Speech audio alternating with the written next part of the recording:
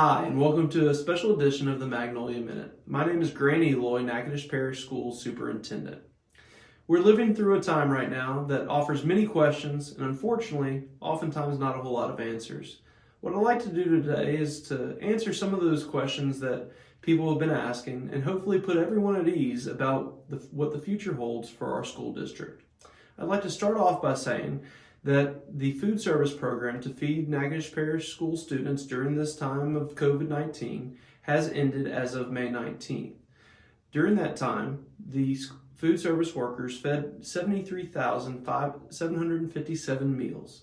So I want to thank them for all their hard work, all the ladies and gentlemen of the food service program, the maintenance workers who helped get them up to speed, the bus drivers who delivered some of the meals, and all the district staff who helped make that work, and all the volunteers. Without all of your help, we would not have been able to feed so many students for so long. So thank you so much. And just as a side note, the parish feeding program will start June 1st. Now, that being said, most everyone's questions center around next year. And we would like to put everyone at ease about what we believe that's going to look like. What we are pushing out to the residents of Natchitoches Parish is something we like to call Strong Start Natchitoches. And Strong Start Natchitoches has 4 components. The first component is safety. Our focus is ensuring that when we go back to school, that we can ensure that your student is as safe as humanly possible. We are currently ordering all of the PPE, whether that be masks, gloves, or other disinfectants to ensure that your student is properly protected. Furthermore, we are looking at all the logistics, whether it be busing, classroom movement, and things of that nature to ensure that your student is the least likely to come across COVID-19. The second component of Strong Start Natchitoches is equity. We have to ensure that we are doing the best for all students, no matter their socioeconomics, their backgrounds, or where in the parish they live. And that is our commitment to you, that we will make sure that all students receive the highest level of education possible, even in this most uncertain time. The third component is quality instruction. We do not know if there's a point next year where we might have to pivot to a virtual setting.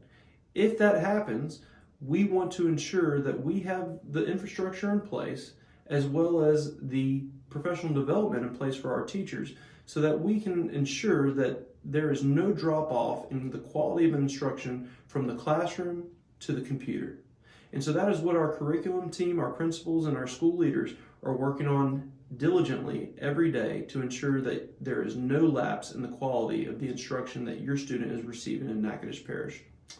And lastly, technology.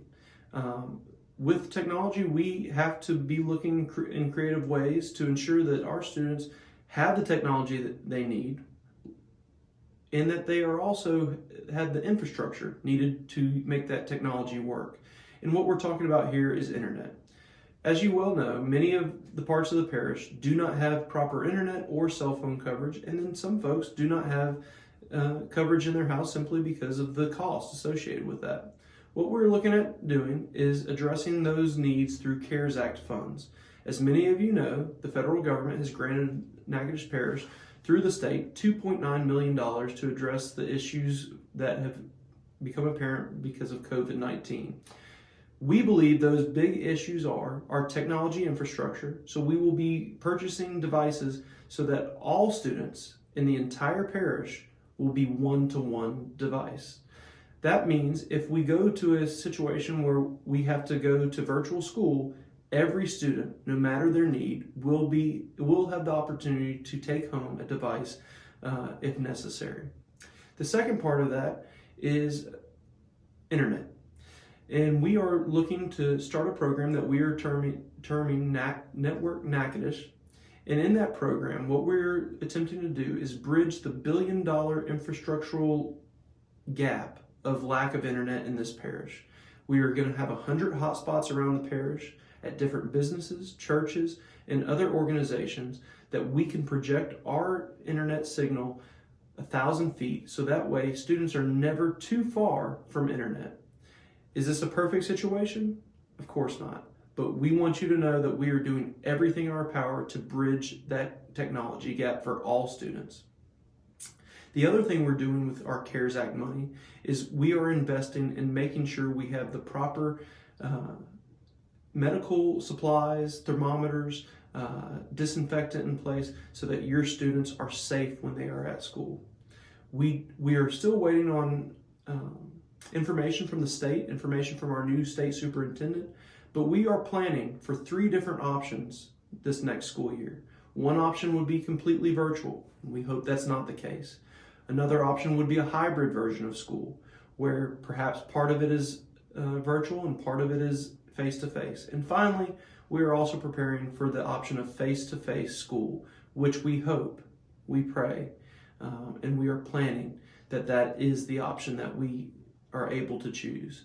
I'd also like to talk about a very exciting program that the state has put out. Many of you are aware of it. It's been circling around social media, but I'd like you to hear it from me as well.